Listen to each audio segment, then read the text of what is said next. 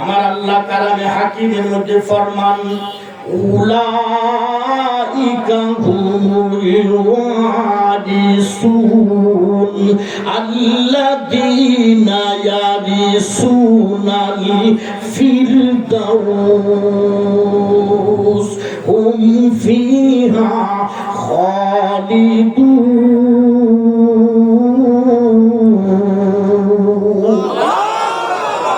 উলাইকা হুমুল ওয়ারিসুন, আল্লাহ বলেন ওয়ারিসুন, মালিক বলতে পারলো না। উলাইকা হুমুল মালিক, জান্নাতের মালিক বানাই দিত, ভালো হতো না? ওয়ারিস বানিয়ে দিয়ে ভেজাল করলো কেন? মুফাসসিরিনে কেরাম লেখেন, মিয়া মালিক হওয়া কঠিন, ওয়ারিস হওয়া সহজ। মালিক হওয়া কঠিন, ওয়ারিস হওয়া সহজ। আপনি এই এলাকায় 1 বিঘা জমি দরদাম করছেন 20 লাখ টাকা। এই 20 লাখ টাকা একত্রিত করতে গিয়ে আপনাকে ব্যাংক থেকে লোন নিতে হয়েছে, এনজিও থেকে লোন নিতে হয়েছে, গরু বেচতে হয়েছে, ধান বেচতে হয়েছে, ধান খরচ করছেন, কত কিছু করার পর গেছেন শ্রীমন্দির রেজিস্ট্রি অফিসে, হাসি ডবল পিস বস্তু দিয়ে ভাত খাওয়াইছেন জমি এলাকায়, লেখালেখি শেষ, ভাই সই করেন টিহা নেন। হোটেলে ভাত খাইতে গিয়ে আরেকজন আঙ্গুলের ভিতরে দিয়ে আমি 25 লাখ জমি, ভাই জমি বেচবো না, হয় না? হয় না? আপনি জমি মালিক হতে পারলেন না, পরের সপ্তাহ ভাই জমিটা লিখে দেন, এত কষ্ট করে টাকা জোগাড় করছে না, ভাই মনটা ভালো না, জমি বেচবো। ওইদিকে আরেকজনের 25 লাখ টাকা লিখে দিয়েছে, কিন্তু এত কষ্টের পর মালিক হতে পারলেন না আপনি।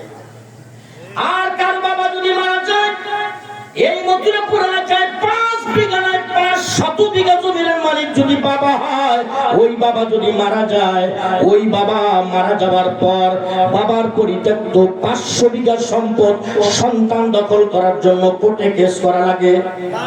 জোরে বলেন। আদালতে মামলা করা লাগে, চেয়ারম্যান মেম্বারের কাছে যাওয়া লাগে। বাবা মারা গেলে বাবার পরিত্যক্ত সম্পদ সন্তান দখল করার জন্য যেমন কোর্টে কেস করা লাগে না, আদালতে মামলা করা লাগে না, চেয়ারম্যান মেম্বারের কাছে যাওয়া লাগে না। আমার আল্লাহ বলেন 6 থেকে 7টা নীতিমালা যেই মানুষটার ভিতরে পাওয়া যাবে, কিয়ামতের দিন কোনো বিচার লাগবে না, বিনা বিচারে জান্নাতুল ফেরদাউসের মালিক হয়ে যাবে। এই জন্য আমার আল্লাহ বলেন উলাইকা হুমুল ওয়ারিসুন আল্লাযীনা ইয়ারিসুনাল ফিরদাউসা হুম ফিহা খালিদুন।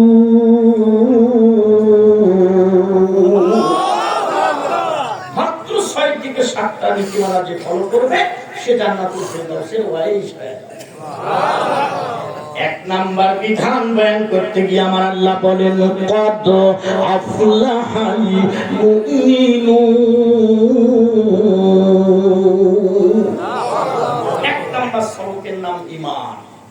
সবাই বলেন ঈমান, সবাই বলেন ঈমান।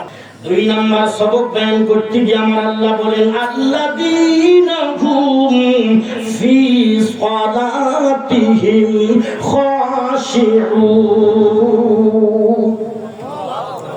2 নাম্বার সবকের নাম হলো নামাজ। বলেন নামাজ। 1 নাম্বার ঈমান, 2 নাম্বার নামাজ। ঈমান আনলে জান্নাতের মালিক হওয়া যায়, কথা সত্য।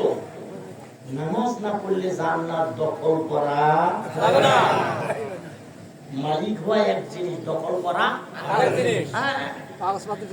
আমার এক ভাইস্তা একদিন জমি জমার কাগজ নিয়ে এসে, চাচা ও যে জমিটা হাল বইতেছে জমিটা আমার। আমি বললাম যাও, কই না মোটা পাঠি, উনি গেলে আমার মাথা লাল করে দেবে। চাচা দেখেন জজ court, magistrate court, supreme court, high court, আবার নিম্ন কোর্টে ব্যাক করে আসে মামলা, রায় আমার, কিন্তু দখল করতে বলতেছে। ঈমান আনলে জান্নাতের মালিক হওয়া যাবে, কথা সত্য। নামাজ না পড়লে জান্নাত দখল করা যাবে না। जिन लोगों ने वुजू करके मस्जिदों का पा दे, जिन लोगों ने वुजू करके मस्जिदों का पा दे, उन लोगों को अल्लाह ताला बेहेश्त में जा दे। वुजू करे मस्जिदे মধ্যে পা দিবেন, নিষ্পাপ হয়ে যাবে। উজু করে উত্তম রূপে একটা মানুষ যদি উত্তম রূপে উজু করে আর এক সেজদা যদি সে ইখলাসের সাথে দিতে পারে, এক সেজদা যদি কবুল হয়, আল্লাহর কসম জিন্দেগীর সব কিছুকে যদি এক পাল্লায় দেওয়া হয়, মুমিনের একটা সেজদার তুলনায় সেজদাটা ভারী হয়ে যাবে। নবী বললেন নাইট লাগবে দুইজন সাহাবী দাঁড়াইছে, আব্বা বিন বশির, আম্মার বিন ইয়াসার রাদিয়াল্লাহু তাআলা আনহুমা। সব সাহাবী ঘুমায়া গেলেন, রাসূল সব। আব্বা বিন বশিরের ভাগে রাতের প্রথম অংশ, আম্মার বিন ইয়াসার ঘুমায়া গেলেন। আল্লাহর গোলাম আব্বা বিন বশির রাদিয়াল্লাহু তাআলা আনহু যুদ্ধের পোশাক পরিধান করার পর তীর ধনুনিয়া মুসলমানদের তাঁবুর চতুর্দিক দিয়ে টহল দিচ্ছেন, কোন দিক দিয়ে কোন শত্রু সারি শবত পাওয়া যায় কিনা। চতুর্দিক দিয়ে টহল দিয়ে দেখেন কোন শত্রু সারি শবত পাওয়া যায় না। উনি চিন্তা করলেন রাত এখন গভীর, সারা পৃথিবীর মানুষ নিঃশেষী হয়ে গেছে, সারা পৃথিবীর মানুষ ঘুমে বেপুর।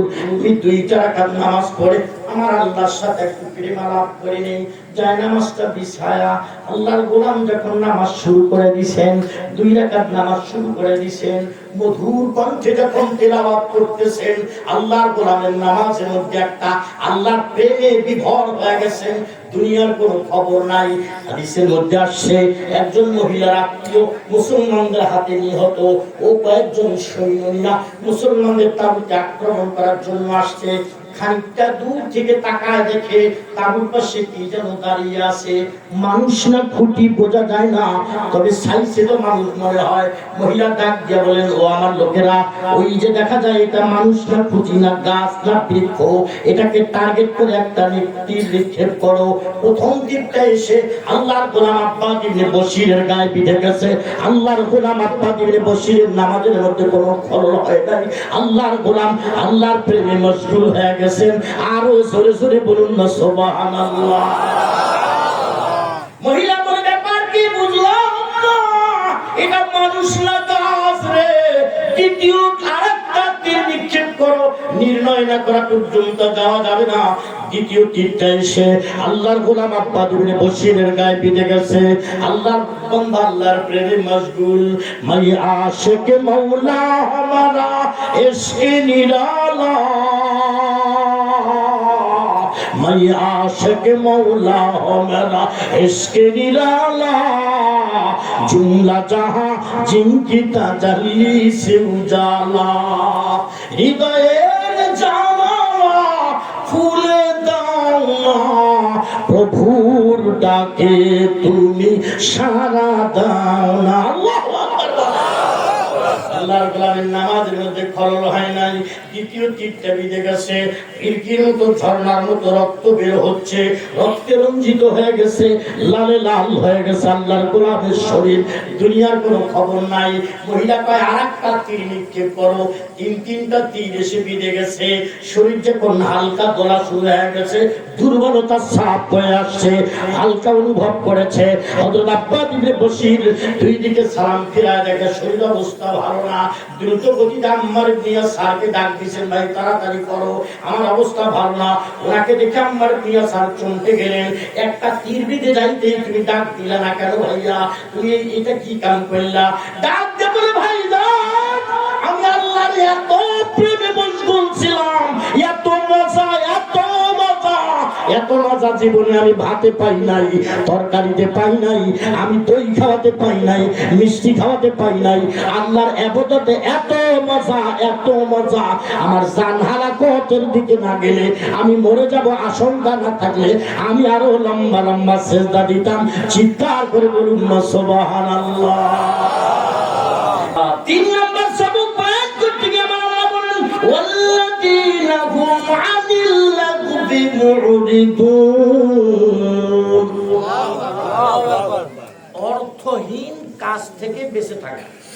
বলেন, অর্থহীন কাজ থেকে বেঁচে থাকা। অর্থহীন কাজ বোঝেন? যে কাজে কোনো লাভ নাই, না দুনিয়া না আখিরাত নাই, আর সমস্ত গুনাহ অর্থহীন। 4 নম্বর সবক বয়ান করতে গিয়ে আমার আল্লাহ বলেন, ওয়াল্লাযীনা হুম লিযাকাতি ফাইলুন। আল্লাহু আকবার। নম্বরে হলো যাকাত। কি দিতে হবে? যাকাত। এটা তো সমস্যা না ভাই? হুজুর সব দিমু দিলাম, এটা বড় সমস্যা। হুজুর নামাজের কথা বলে, নামাজ পড়বেন। আমার একটা চাচা আছে বংশের মধ্যে সবচেয়ে অর্থশালী, মসজিদের কাজ। চাচা দুই বস্তা সিমেন্ট লাগবে রে, কানে একটু কম শুনে সিমেন্ট লাগবে। একবার বাবা আমার খাওয়াও, আমার দিয়ে কাম করা, টাকা এরকম কিছু লোক আছে না? এক নাম্বারে কি সবাই? দুই নাম্বার তিন নাম্বার অর্থহীন কাজ থেকে, চার নাম্বার মাশাআল্লাহ সব ইখলাস। আলহামদুলিল্লাহ, আর জোরে বলেন আলহামদুলিল্লাহ। পঞ্চম নম্বরের বিধান ওয়াল্লাযীনা হুম লিফুরুজিহিম হাফিজুন, লজ্জাস্থানের হেফাজত করা লাগবে। তার হেফাজত, লজ্জাস্থানের হেফাজত। আল্লাহ বলেন ইল্লা আলা আজওয়াজিহিম আও মা মালাকাত আইমানুহুম ফাইন্নাহুম গায়রু মালুমিন ফামান ইবতাগা যালিকা ফাউলাইকা হুমুল আদুন। এই পর্যন্ত হলো 5 নাম্বার। 5 নাম্বার হলো লজ্জাস্থানের হেফাজত। বলেন কি? সবাই বলেন 6 আর 7। আল্লাহ এক আয়াতে বলেছেন, এক নিঃশ্বাসে বলে দেন ওয়াল্লাযীনা হুম লিআমানাতিহিম ওয়া আহদিহিম রাউন। 6 নাম্বার হলো আমানত, 7 নাম্বার হলো ওয়াদা। আল্লাহ আমাদের আমল করার তৌফিক দান করুন। আল্লাহ 2 দিন ব্যাপী তাফসীরুল কোরআন মাহফিলকে আল্লাহ তুমি কবুল করে নাও। এই দিনী প্রতিষ্ঠান অজপাড়াগায় এত বিশাল, এত বৃহৎ, মাস্টার ডিগ্রি পাস করার মতো 5টা ছেলে মাথায় ফজিলতের পাগড়ি পরিয়ে দেওয়া। আল্লাহ দয়া করে এই 5টাকে ইসলামের দুর্গ হিসেবে কবুল করে নাও। এই 5টার দ্বারাই 5টা জেলার খেদমতের মতো খেদমত আল্লাহ তুমি করার তৌফিক দাও। এই প্রতিষ্ঠানটি তোমার কুদরতি হাতে সুপর্দ করে দিয়ে গেলাম। এই প্রতিষ্ঠানের যাবতীয় হাজত তুমি পূরণ করে দিও।